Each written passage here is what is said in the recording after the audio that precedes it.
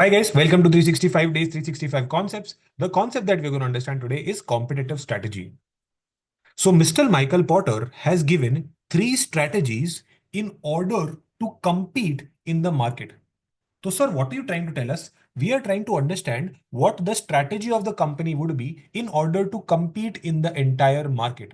What should their positioning be? So the first type of strategy that is there is cost leadership strategy. What is my aim in cost leadership strategy? My aim in cost leadership strategy is to what? Lower down my cost of production to such a level that I can charge prices that are lesser than my competition. So let's say, for example, on an average in my industry, the cost per unit is rupees 15, but because of my cost of production process, I am able to reduce it down to 12 rupees. My industry generally has a margin of 10%. That means 16.5 is the price. Usually in my industry, this is selling price. I am able to sell at 14 and in fact earn more profit. Sir, how can you achieve such a lower cost of production, lowest cost of production, as opposed to your competition? Remove all the inefficiencies in your production process. Sir, what do you mean by that? Let's say, for example, there is machine one and there is machine two involved in your production. To take your produce from machine two to machine two, machine one to machine two, it used to take a lot of time. There was a lot of idle time that was wasted, and that's why you were incurring a lot of labor cost. You identified this inefficiency, you tried to remove it by creating something where there was some midway, you try to get assembly line or something like that, where you were trying to remove that inefficiency. Now you become more efficient. That means there will be lesser labor cost. Right. And that is what cost of leadership is. And a lot of companies employ this. One of the examples is Asian Paints, where they plan their production, where they pre-plan their production as to what are we supposed to sell in this time. They talk to their distributors. They have, they predict what they are according to the weathers that is there, according to the festivals that are there in our country and stuff like that. That way you are able to plan your production much better, which will ultimately lower down the cost. Sir, the next one is differentiation strategy, whereby I create a point of difference.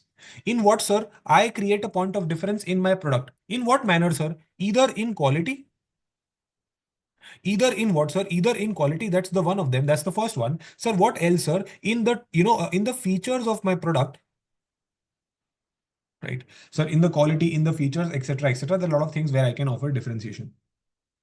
I either give extremely, amazing quality for my product, or I have features that no one else have. That way I'll be able to do what, sir? That way I will be able to charge premium from my customers. And that's what Apple does. They create differentiation. In terms of what, sir? In terms of either features or in terms of either quality or in terms of experience that they provide you. This differentiation is able or is given them the, what do you call, the opportunity to charge a higher price than the market and than their peers. Because, you attach a certain sense of premiumness to that product. Right. And that's what differentiation strategy is. One thing in cost leadership strategy that we have not discussed is that generally you will see a lot of incentives here. Sir, what type of incentives? Sir, incentives where, if the manager who is in the production process, if that manager performs better, if he's able to reduce the production time, then, he will get a certain incentive. If the labor is able to produce much faster, he will get a certain incentive. That way it promotes incentives in their head and they're able to do a job much faster, produce much faster, hence lowering down the cost. And these were the 2 points, 2 strategies. Sir, the other one is focus strategy, whereby I target a niche market. Sir, what do you mean by targeting a niche market? In health, I target, let's say, for example, fitness. I have targeted a niche market. I have become a protein bar company, an associated products company, where I am selling in a categorically niche market. Now in niche markets, up to me what strategy to follow, sir.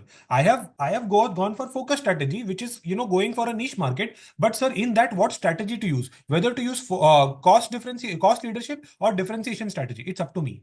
So in the niche market, I can either go for cost leadership strategy or for differentiation strategy. It's up to me depending upon my market conditions. So these were the 3 different types of strategies that Michael Porter has suggested.